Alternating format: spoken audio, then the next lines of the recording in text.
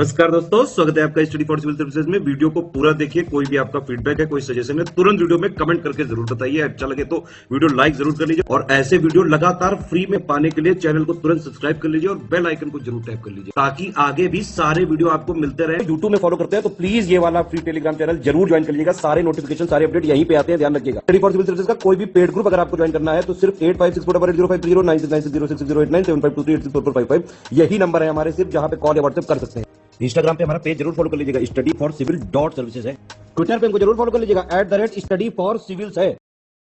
नमस्कार दोस्तों, एक बार फिर से आपका बहुत बहुत स्वागत है स्टडी फॉर सिविल सर्विसेज में। और मैं एसके त्रिपाठी आज आप सभी के साथ जो हमारी daily current affairs news analysis की सीरीज है उसको यहां पर बाइलिंगुअल मैनर में कंटिन्यू कवर करूंगा। और जैसा कि आप लोग देख पा रहे हैं स्क्रीन में कि ये जो आर्टिकल्स हैं आप लोगों को जो उपलब्ध कराए जाते हैं वो गवर्नमेंट की जितनी भी लीडिंग वेबसाइट्स हैं और जो लीडिंग न्यूज़पेपर्स हैं वहां से कलेक्ट किए जाते हैं, फिर आप लोगों को यहां पर उपलब्ध कराए जाते हैं जो आप लोगों के लिए स्पेशली फॉर यूपीएससी, सीएससी और उसके साथ ही जो स्टेट पीसीएस के एग्जामिनेशंस हैं उनके लिए प्रीलिम्स और मेंस दोनों ही पर्सपेक्टिव में बहुत ही ज्यादा लाभदायी सीरीज है ये आपके लिए। तो आप लोग इस सीरीज को कंसिस्टेंट देखें, सतत रूप से देखें और इसका महत्तम लाभ भी अर्जित करें। साथ ही दोस्तों, अगर आपने इस वीडियो में 10,000 लाइक्स का टारगेट कंप्लीट किया तो आप लोगों को जो इसकी पीडीएफ है फ्री ऑफ कॉस्ट हमारे टेलीग्राम के चैनल पे प्रोवाइड की जाएगी। उसके लिए आप हमारा टेलीग्राम का चैनल जरूर ज्वाइन कर लें और साथ ही इंस्टा का पेज भी फॉलो कर लें। तो देखेंगे हम किन टॉपिक्स को देखने जा रहे हैं। तो बिल्कुल जितने भी टॉपिक्स हैं वो पहले के ही टॉपिक्स हैं जिनका कंटिन्यूएशन है। मैं हमेशा बोलता हूं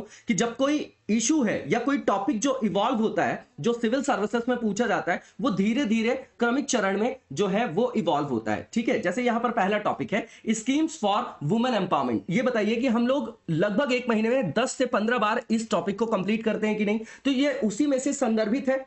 ठीक है, तो सोशल इशू का पार्ट है। जीएस पेपर 1, जीएस पेपर 2 में रख सकते हैं, इसको देखेंगे हम लोग। उसके बाद प्रधानमंत्री कृषि सिंचाई योजना, मैंने बार बार बोला है कि एग्रीकल्चर मतलब प्राइमरी सेक्टर जिसमें आपका एग्रीकल्चरल एक्टिविटीज और अलाइड सेक्टर सारी चीजें आती हैं। माइनिंग भी जो है आपका प्राइमरी सेक्टर में आता है। अब देखिए कि अगर हमारे यहाँ एग्रीकल्चर में इंडल्ज वर्कफोर्स की बात करें, लोगों की बात करें, तो डायरेक्टली इनडायरेक्टली लगभग 50% लोग जो है वो आपके सम्मिलित हैं, जो आपके कहां से, कृषि क्षेत्र से। ठीक, अब उनका जो जीडीपी में जो कंट्रीब्यूशन है कितना है, 15%। तो ये सीधा सीधा दिखाई दे रहा है कि इस तरीके की विषमता है। तो सामाजिक न्याय स्थापित करना, सामाजिक कल्याण करना वो किसका कार्य है, सरकार का। तो वो इस क्षेत्र पे फोकस करेगी, क्योंकि जब तक यहां फोकस नहीं होगा तो भारत का जो समुचित विकास होगा वो कैसे सुनिश्चित होगा। ठीक है, उसी से संदर्भित ये आपकी कृषि सिंचाई योजना है। क्यों? क्योंकि हमारा जो भारत देश है वो किससे संदर्भित है, क्लाइमेटिक संदर्भ में देखें, क्लाइमेटिक बेसिस पे देखें तो मानसून पे रिलेटेड है हमारे यहाँ की कृषि मोस्टली, क्योंकि 50 से 55% आज भी जो सिंचाई की सुविधाएं हैं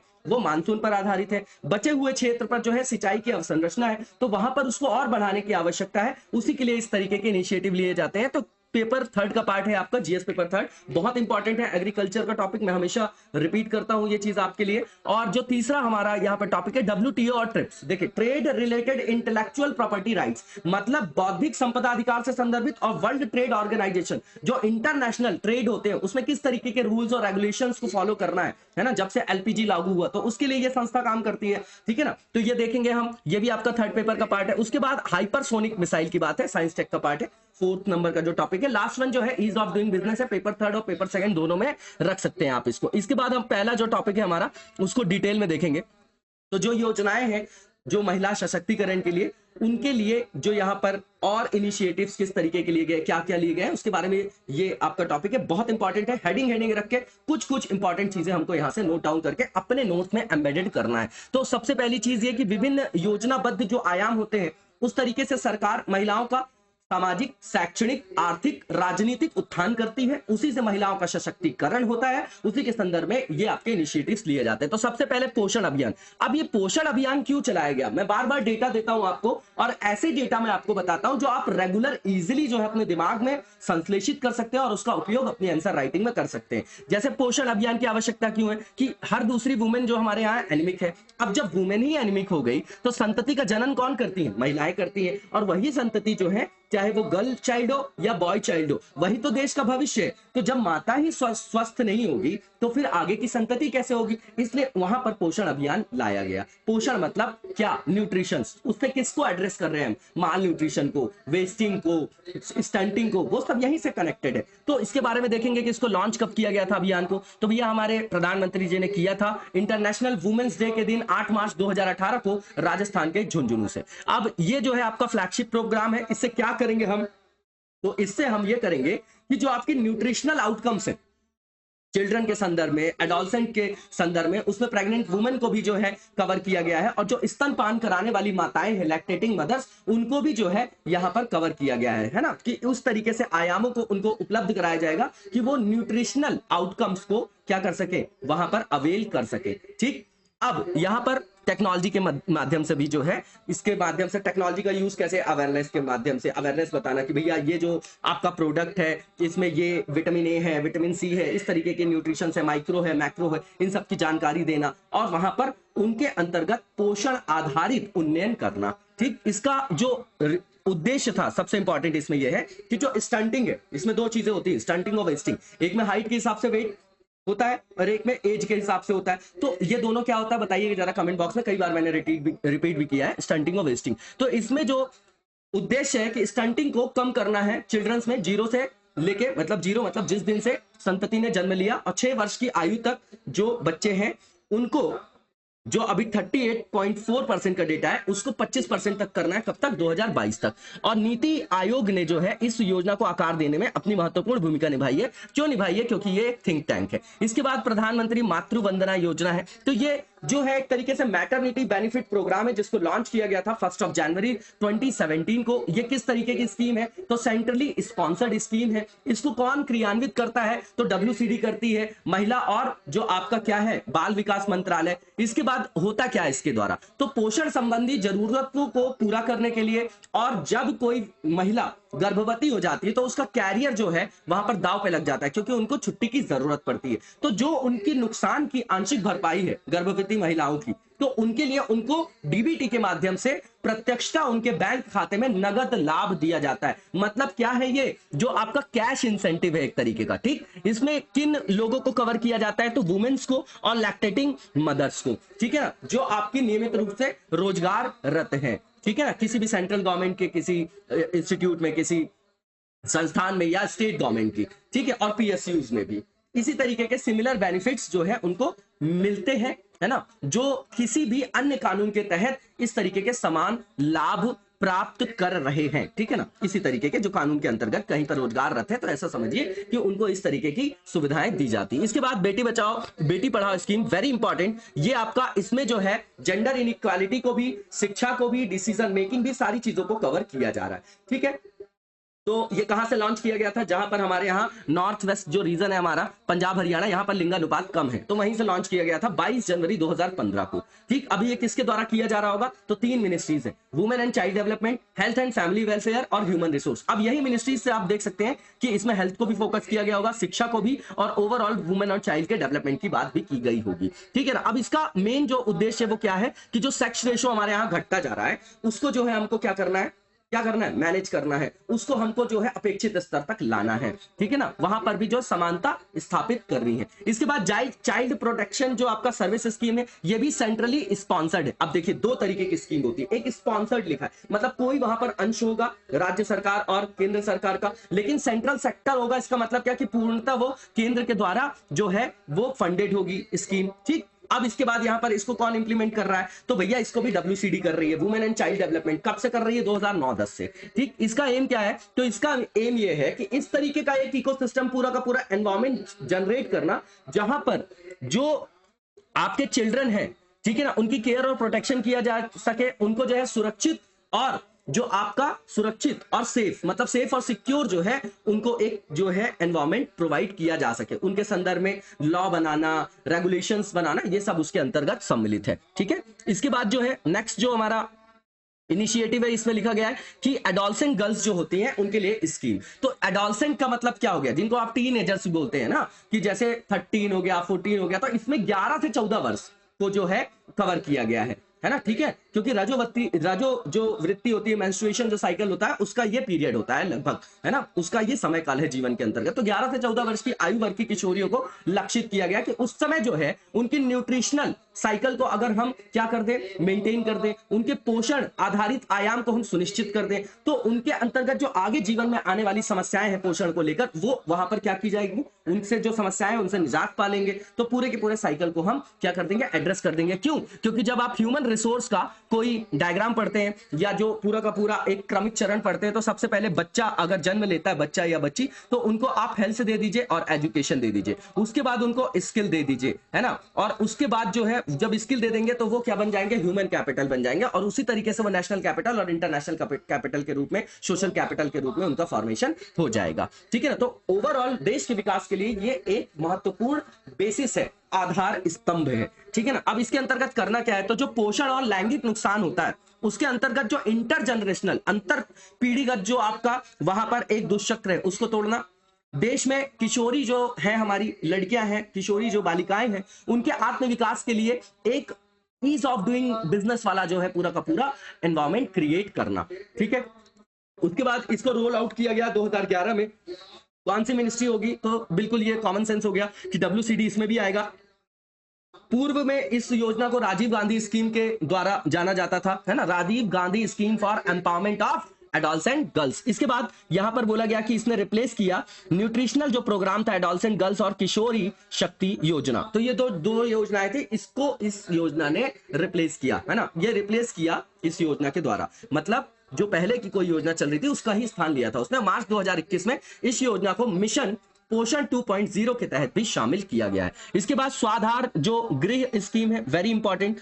इसमें क्या किया जाता है, गृह शब्द से समझिएगा। इसमें क्या होता है कि मान लीजिए कोई संकटापन्न महिलाएं हैं, तो उनको आश्रय की आवश्यकता होगी, रहने की, फिर उनको भोजन की, फिर वस्त्र की, मेडिसिनल जो आपका किसी तरीके की हेल्प है, चिकित्सा से रिलेटेड जो आपकी हेल्प है वो दी जाएगी, केयर वगैरह की सुविधाएं जो है उनको प्रोवाइड की जाएगी। उसके अंतर्गत जो प्राइमरी बेसिस में जो भी रिक्वायरमेंट्स है उनको फुलफिल करना। और ये किसके लिए फुलफिल करना, जो खुद उन चीजों को अवेल नहीं कर पा रही है, उसके लिए सक्षम नहीं है। इसको कब लॉन्च किया गया, तो 2015 में लॉन्च किया गया। और इसका लाभ कौन उठा सकता है, तो 18 वर्ष से अधिक आयु की महिलाएं उठा सकती हैं। इसके बाद जो प्रधानमंत्री आवास योजना है, अर्बन और रूरल दोनों, उसके बारे में बता रहे हैं कि यह भी यह सुनिश्चित करता है कि जो महिलाएं सोशली स्वस्थ है, सामाजिक रूप से स्वस्थ है, ठीक है ना, सोशली साउंड है, ठीक, तो उनके लिए इनिशिएटिव जैसे कि समग्र शिक्षा स्कीम हो गया, है ना, जो नेशनल ओवरसीज स्कॉलरशिप हो गई, कस्तूरबा गांधी बालिका विद्यालय हो गई, बाबू जगजीवन राम छात्रावास योजना हो गया, स्वच्छ विद्यालय मिशन हो गया। बहुत सारी ऐसी योजनाएं चल रही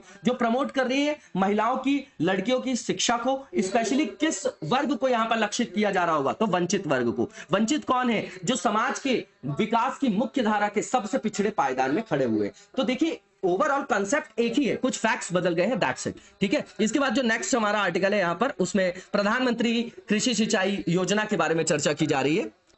अब ये जो है एग्रीकल्चर से रिलेटेड है, कई बार डिस्कशन हो चुका है और ये लगातार रेपिटेशन होता रहता है, इसलिए मैं बोलता हूं कि हमेशा नोट्स मेंटेन होना चाहिए हमारा A4 साइज के पेपर में, लूज पेपर में, कि एग्रीकल्चर हमने बना लिया, अब सिंचाई के लिए क्या काम हो रहा है, उर्वरक के लिए क्या काम हो रहा है, इनपुट्स के लिए क्या काम हो रहा है ना, सॉइल के लिए क्या काम हो रहा है, किस तरीके की इनिशिएटिव, फिर पूरी वैल्यू चैन जो आपकी सप्लाई है, जैसे आपका फॉरवर्ड और जो आपका बैकवर्ड लिंकेज है, तो वहां गवर्नमेंट क्या काम कर रही है, इंफ्रास्ट्रक्चर में किस तरीके की मेगा फूड पार्क स्कीम है, तो ये सब कंटिन्यूएशन में चलता रहता है। तो इसके अंतर्गत जो कृषि सिंचाई योजना है वो कब शुरू की गई, तो 2015-16 में की गई। अब इसके द्वारा क्या किया जा रहा होगा, तो सबसे पहली चीज समझिए सिंचाई में क्या क्या चीज आएंगी। पहला तो जल की उपलब्धता, उसके बाद अगर जल की उपलब्धता है तो उसका उपयोग जो हो रहा है प्रोडक्टिव माध्यम से, तार्किक आधार पर हो रहा है कि नहीं। जैसे आप समस्याएं देखते हैं कि पंजाब हरियाणा में नहरों की व्यवस्था हो गई, तो ओवर इरिगेशन से क्या हुआ, लीचिंग की प्रॉब्लम आ गई। लीचिंग की प्रॉब्लम आ गई तो उससे सॉइल के अंतर्गत डिग्रेडेशन देखा जाता है। अब सॉइल का एक छोटा सा एरिया अगर 1 सेंटीमीटर स्क्वायर मीटर में भी देख लीजिए आप, तो अगर उतनी भी जमीन खराब हो जाती तो उसको रिकवर होने में कई वर्ष लग जाते हैं।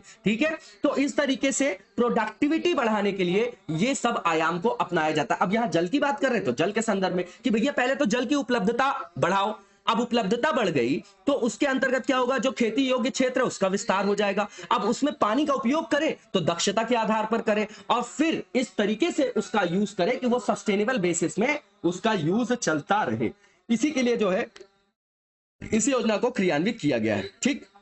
अब ये जो योजना थी इसका एक्सटेंशन किया जा रहा है 2021-22 से लेकर 25-26 तक के लिए, उसका अप्रूवल गवर्नमेंट ने कर दिया है। अब इसका क्या उद्देश्य होगा, तो भैया हर खेत को पानी, समझिएगा, हर खेत को पानी मतलब कि जो भी हमारे देश में कृषि योग्य क्षेत्र है वहां पर पानी की उपलब्धता को सुनिश्चित करना। दूसरा, अब उपलब्धता आपने सुनिश्चित कर दी तो जो उपलब्ध जल है उसका उपयोग सतत आधार पे किया जाए, मतलब वहां पर वेस्टेज ना हो, तो वहां पर प्रोडक्टिविटी को एनहांस करना है, दक्षता को बढ़ाना। उसके बाद यहां पर जो डेटा है वाटर रिसोर्सेस के बारे में उसको इंटीग्रेट करना, उसको उपलब्ध कराना, तो उसके लिए टेक्नोलॉजी का यूज करना है ना, इंटीग्रेटेड मैनर में। इसके बाद जो सिंचाई है तो बिल्कुल टारगेटेड, जैसे आप ड्रिप इरिगेशन देखते हैं कि कोई एरिड रीजन है या सेमी एरिड आपका रीजन है तो वहां पर स्प्रिंकल हो गया, ड्रिप हो गया, तो होता क्या है कि जैसे अब स्प्रिंकल है, ड्रिप है, तो इसमें जल की बचत भी हो रही है और जहां जितनी आवश्यकता है उतना ही पानी दे रहे हैं आप वहां पर, ठीक है। तो उस तरीके से जल बचत जो आपकी प्रौद्योगिकी है उनके क्रियान्वयन को बढ़ावा देना।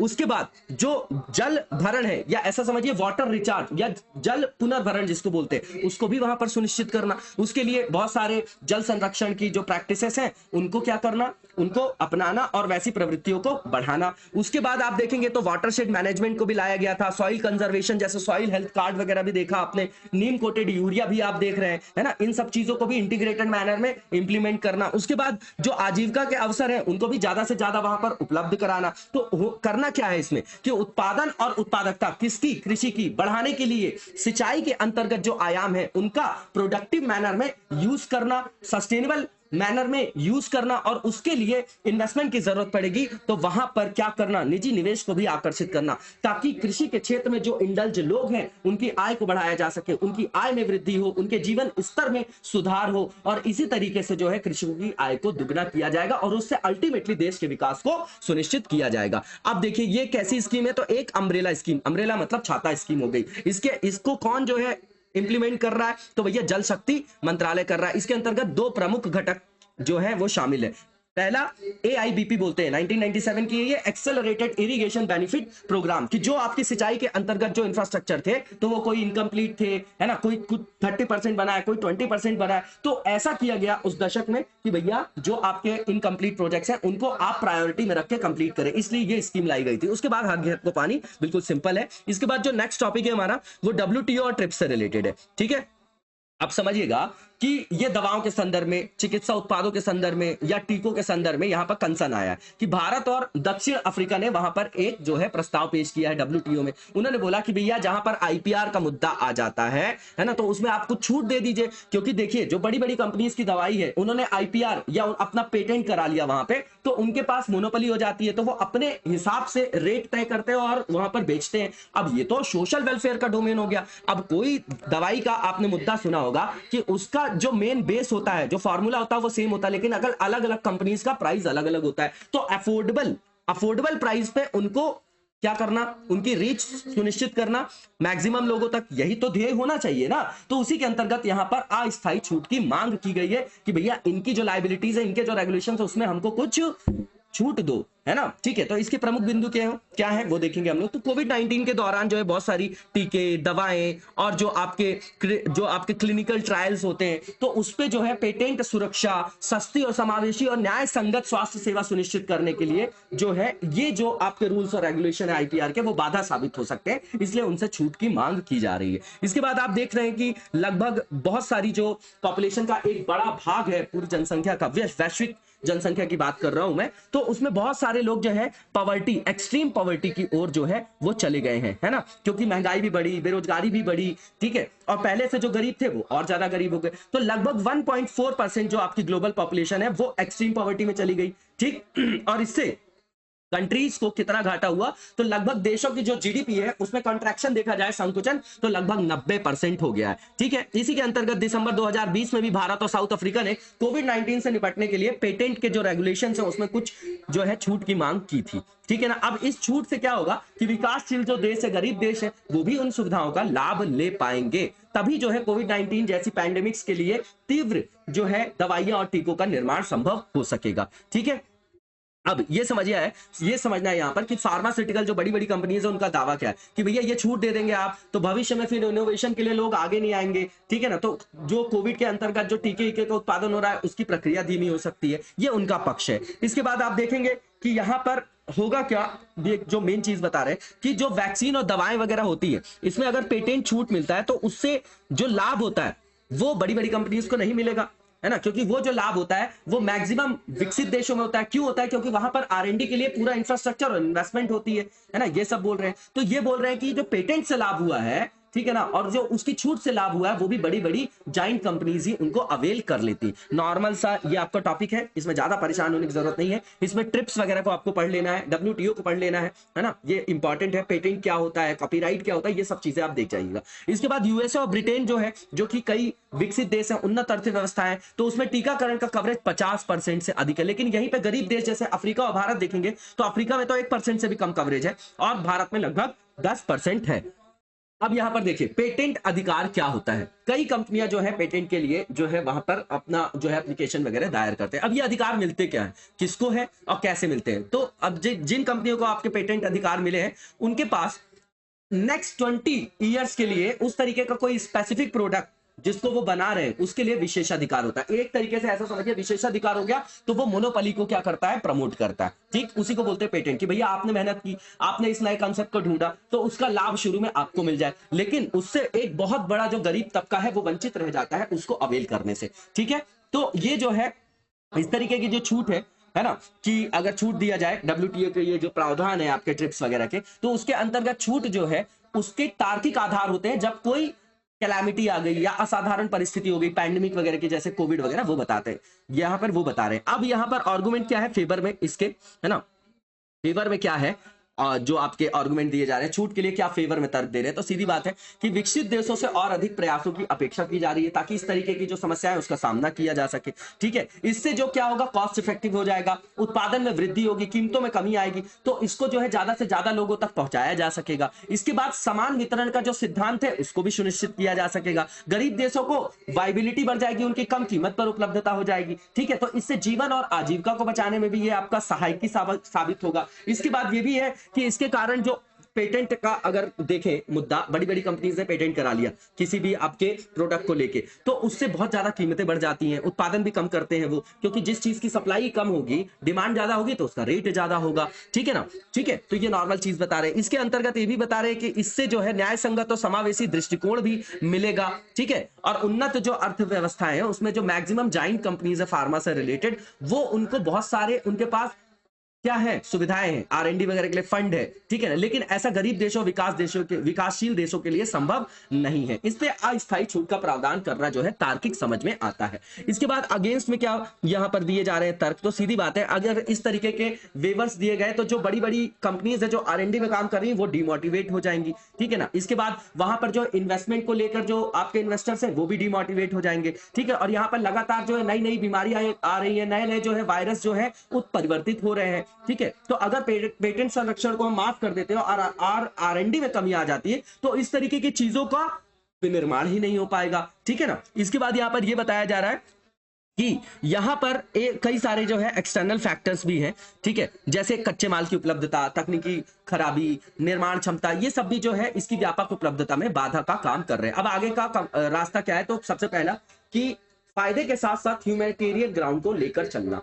ठीक है, तो गरीब और जो विकासशील देश है उसमें जो अवस्थित आपकी फार्मा कंपनियां हैं उनको अधिक से अधिक संख्या में स्वैच्छिक लाइसेंसिंग देना, देश और सरकार जो है उन देशों की वो उनको हेल्प करे, प्रोत्साहित करे, है ना। उसके बाद जो प्रौद्योगिकी हस्तांतरण है तो जो विकसित देश है वो विकासशील देशों को दे, है ना। ये आपका क्लाइमेट चेंज में भी आप देखते हैं, क्लीन एनर्जी में भी देखते हैं कि जो विकसित देश है उनके पास टेक्नोलॉजी तो ट्रांसफर कर दे भैया, तो दूसरे देश भी उस डोमेन में काम कर सके। ठीक है, इसके बाद जो नेक्स्ट आर्टिकल हमारा वो हाइपरसोनिक मिसाइल से रिलेटेड है। तो अभी रूसी रक्षा जो मंत्रालय है उनके प्रवक्ता ने यह बोला है कि हाइपरसोनिक जो मिसाइल है उनका यूज करके यूक्रेन में उन्होंने मिसाइलों और विमानन जो गोला बारूद वाला एक बड़ा भूमिगत गोदाम था उसको नष्ट करने का दावा किया। अब ये हमारे लिए क्या है, एक क्या हो गया, हमको टॉपिक पढ़ने का बहाना मिल गया कि भैया हम हाइपरसोनिक मिसाइल को समझ लें। तो ये किस तरीके की मिसाइल होती है ये देखना है हमको। तो ये आपका मैनोवेबल जो आपका वेपन होता है, युद्धाभास योग्य हथियार है। एक बात समझिए, ये हथियार है, वेपन है। कैसा है, ये उड़ सकता है और इसकी स्पीड के हिसाब से इसको हाइपरसोनिक बोला जा रहा है। क्यों? क्योंकि इसकी जो स्पीड है एटलीस्ट 5 मैक होती है। मतलब मैक का मतलब यह कि जो स्पीड ऑफ साउंड है उसका 5 टाइम्स। ठीक है, अब ये होता है, ठीक है ना, कि इसका जो है 5 टाइम्स हो गया। 5 मैक का मतलब ये है। अब इसकी स्पीड की अगर बात करें साउंड की तो कितनी होती है, 1 मैक होती है। ठीक है, 1 मैक होती है। अब 1 मैक से अगर ऊपर उसकी स्पीड है तो उसको बोलते हैं सुपरसोनिक, ठीक है। और अगर स्पीड ज्यादा होती है 5 मैक से तो उसको बोलते हैं हम हाइपरसोनिक, ठीक है। अब ये किस तरीके के एनवायरमेंट में उड़ सकते हैं, तो बोला जा रहा है कि ये जो है ये ट्रैवल करते हैं एटमॉस्फेयर में, ठीक है ना। और ये जो है अपने इनमें समझिएगा कि इसमें एक और भी जो है खासियत होती है कि ये डिटेक्शन कर लेते हैं इंटरसेप्शन, है ना, अपने टारगेट्स वगैरह को, ठीक है ना। और इनके मतलब समझिए कि इनको डिटेक्ट करने के लिए जो है वो बहुत ही क्लिष्ट टेक्नोलॉजी का उपयोग किया जाता है। बहुत डिफिकल्ट होता है इनको डिटेक्ट करना, क्योंकि इनकी जो है स्पीड जो है बहुत ज्यादा होती है ना। तो स्पीड बहुत ज्यादा होगी तो उनको डिटेक्ट करना, उनको जो है पता लगाना कि यहाँ पर ये जो है कि नहीं, इस तरीके की मिसाइल, उसमें जो है क्लिष्टता आती है। इसके बाद यहाँ पर देखेंगे कि रडार है, एयर डिफेंस जो है वो इनको जो है डिटेक्ट नहीं कर पाता है, ठीक है ना, जब तक कि वो बहुत करीब ना जाए। अगर वो थोड़ी भी दूर से जा रहा है तो उसको वो नहीं डिटेक्ट कर पाएंगे, ठीक है ना। और इस उसका कारण क्या है कि बहुत स्पीड से अगर वो बाहर बगल से निकल रहा है किसी चीज के, तो बहुत कम टाइम के लिए वो वहां पर होगा, बहुत कम टाइम ड्यूरेशन के लिए, तो उसको डिटेक्शन में प्रॉब्लम होगी किसी भी टेक्नोलॉजी को। इसके बाद यहां पर ये बोला जा रहा है कि ये खतरे का एक बिल्कुल नया आयाम है, ठीक है ना। क्यों? क्योंकि इसकी जो आपकी कैपेसिटी है, स्पीड की बात करें तो 5000 किलोमीटर पर आवर से अधिक है ना। और ऐसी मिसाइलों को मिसाइल रक्षा तंत्र में अगर रखा है किसी देश ने और किसी दूसरे देश के लिए वो यूज कर रहा है, तो इससे बहुत बड़ा जो है वो ऋणात्मक प्रभाव पड़ सकता है, मानवों के ऊपर दुष्प्रभाव देखा जा सकता है, ठीक है ना उसका। और यहां पर ये भी बोल रहा है कि इसका रिस्पांस टाइम बहुत कम होता है। तो किसी भी नेशन को के ऊपर इस तरीके का अटैक हुआ और अगर वो सक्षम नहीं है उससे बचने के लिए, तो वहां पर बहुत ज्यादा विध्वंस देखा जा सकता है, ठीक है। और मैक 5 को पार करने वाला जो पहला व्हीकल बनाया गया था 1949 में, वो 2 चरण वाला रॉकेट था जो यूएसए के द्वारा बनाया गया था, प्रोजेक्ट बम्पर था वो। उसके अंतर्गत 6.7 मैक की स्पीड तक जो है वो पहुंच गया था, ठीक है। अब ये जो हाइपरसोनिक आपका हथियार कार्यक्रम है, ये किसके किसके पास है, तो यूएसए के पास, रशिया के पास, चाइना के पास, Australia, Bharat, France, Germany, Japan, इस तरीके के कई अन्य देश भी हैं जो इस तरीके की प्रौद्योगिकी को विकसित कर रहे हैं। भारत लगभग 12 हाइपरसोनिक पवन सुरंगों का संचालन कर रहा है और करता है। 13 मैक तक की गति का परीक्षण करने में भारत सक्षम है। और भारत अपने जो हाइपरसोनिक और जो टेक्नोलॉजी से रिलेटेड, इससे रिलेटेड जो आपके आयाम है, वहां पर जो व्हीकल बना रहा है, वो उसी प्रोग्राम के अंतर्गत स्वदेशी, और वहां पर यह समझिएगा इंपॉर्टेंट है कि जो आपका cruise missile, hypersonic cruise missile जिसको बोलते हैं, और उसकी जो कैपेबिलिटी है वो डुअल है, मतलब दोहरे आयाम पर वो सक्षम है। इस तरीके की भी क्रूज मिसाइलों का विकास कर रहा है और भारत इस क्षेत्र में जो है काफी जो है अच्छी प्रगति भी कर रहा है। ये रेगुलर देखते रहते हैं आप लोग, ठीक है। इसके बाद यहां पर नेक्स्ट जो पॉइंट बताया जा रहा है कि भारत ने जून 2019 और सितंबर 2020 में 1 मैक और 6 स्क्रैमजेट का सफलतापूर्वक जो है वहां पर टेस्टिंग किया है। स्क्रैमजेट इंजन जो होता है उसमें जो आप देखेंगे कि इसमें जो एयर है वो अंदर जाती है इंजन में, किस स्पीड में, एट सुपरसोनिक स्पीड,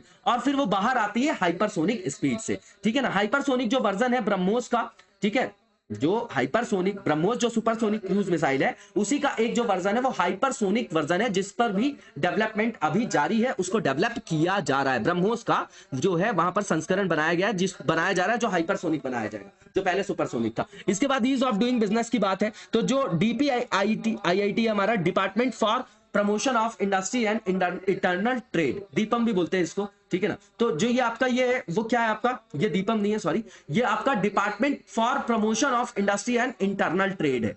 इसने क्या बोला है, ये आपका व्यापार वगैरह से रिलेटेड समझ में आ रहा है, उद्योग वगैरह से रिलेटेड समझ में आ रहा है। तो इसने जो आपके सेंट्रल मिनिस्ट्रीज है, डिपार्टमेंट है, स्टेट है, सेंटर है ना, उनके द्वारा शासित जो भी आपका क्षेत्र है, वहां पर ईज ऑफ डूइंग बिजनेस को और जो वहां पर क्लिष्टता है उसको समाप्त करने के लिए वहां पर विभिन्न तरीके के पहलों की शुरुआत की है। यहां पर लेटेस्ट जो आपकी रिपोर्ट आई है ईज ऑफ डूइंग बिजनेस की, जो आपका पब्लिश करता है कौन, वर्ल्ड बैंक, उसमें भारत की जो रैंकिंग है 63rd, लगातार हमारी रैंकिंग सुधर रही है। यहां पर 2018 में हमारी रैंकिंग 77 थी और 100 थी लगभग 2017 में, तो यहां पर प्रदर्शन हमारा अच्छा है। इसके लिए कई सारे जो है हमारे यहाँ इनिशिएटिव्स लिए हैं सरकार ने। सबसे पहला ये कि यहां पर जैसे वर्ल्ड बैंक इस तरीके का इंडेक्स बनाता है इवैल्यूएशन के लिए, उसी तरीके का हमारे यहाँ क्या किया गया है, उसी तरीके का इंडेक्स बनाया गया है भारत में, है ना, भारत के संदर्भ में भी, ठीक है ना, जो एनुअल असेसमेंट किया जाता है, ठीक है ना, उसमें रिपोर्ट जो है डीपीआईआईटी के द्वारा ही की जाती है, ठीक है ना। उस तरीके की प्रैक्टिसेस को वो क्या करता है,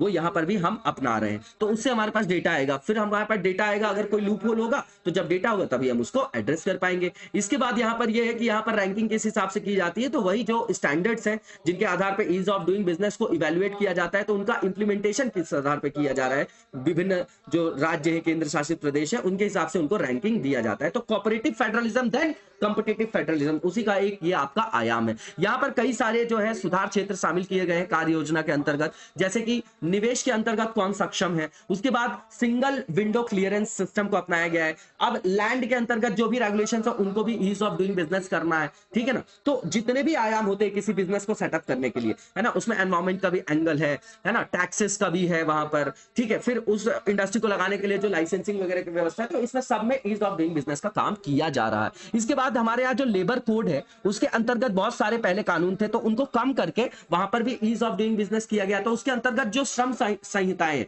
उनको 4 बेसिस में उनको क्या किया गया है, वहां पर रखा गया है। उस जो आप देखते हैं मजदूरी संहिता 2019 और जो इंडस्ट्रियल कोड है आपका, इंडस्ट्रियल रिलेशन से रिलेटेड जो कोड है 2020 का, और जो आपका सामाजिक सुरक्षा संहिता 2020 है, और व्यावसायिक सुरक्षा, और उसके अंतर्गत स्वास्थ्य और काम करने की जो स्थिति संहिता है 2020। तो इसके जो आपके रेलेवेंट जो प्रोविजंस है उनको भी वहां पर ईज किया गया है, और उसके अंतर्गत इन सबको सम्मिलित करते हुए 29 जो सेंट्रल लेबर जो आपके कानून है उनको और युक्ति संगत या तर्क संगत बनाकर अधिसूचित किया गया है। इसके बाद यहाँ पर यह बताया जा रहा है कि जैसे लाइसेंस की व्यवस्था है, रिटर्न की जो आपकी एक व्यवस्था है, लाइसेंसिंग वगैरह में जो क्लिष्टता थी उसको भी दूर किया गया है, और रजिस्ट्रेशन वगैरह के जो प्रावधान थे उसको भी ईज ऑफ डूइंग बिजनेस किया गया। तो इसके लिए एक इंटीग्रेटेड जो है वहां पर क्या बना दिया गया है, रजिस्ट्रेशन के लिए एक जो है आपका क्या बना दिया गया, एक ऐसा प्लेटफॉर्म बना दिया गया कि आप आसानी से इन कामों को वहां पर कर सके।